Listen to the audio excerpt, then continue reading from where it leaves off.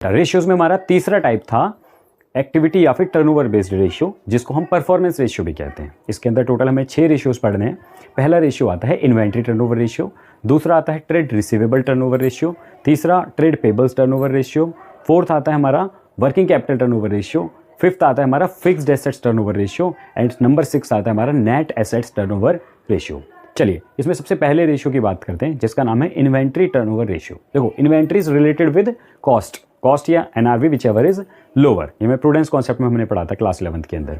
अब इन्वेंट्री क्योंकि कॉस्ट से रिलेटेड होती है, इन्वेंट्री को हम कॉस्ट पे वैल्यू करते हैं, तो इसका फॉर्मूला बनेगा cost of revenue from operation, cost of RFO divided by average inventory.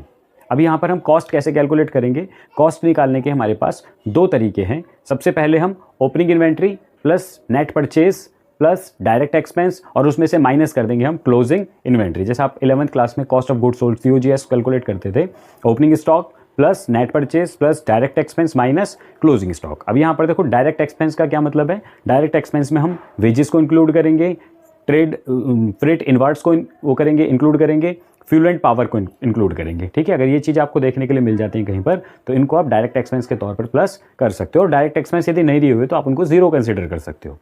Average inventory निकालने के लिए आपके पास 2 तरीके की इन्वेंट्री होगी, opening inventory and closing inventory. दोनों को प्लस करो और 2 से डिवाइड कर दो। सर अगर हमें सिर्फ क्लोजिंग इन्वेंट्री दी हो, ओपनिंग इन्वेंट्री ना दी हो, तो क्या कंसीडर करेंगे? तो बेटा ये मान लेंगे जो आपकी क्लोजिंग इन्वेंट्री है वही आपकी ओपनिंग इन्वेंट्री है। अगर opening and closing inventory both are same then average will be same. तो same opening, same closing, same average.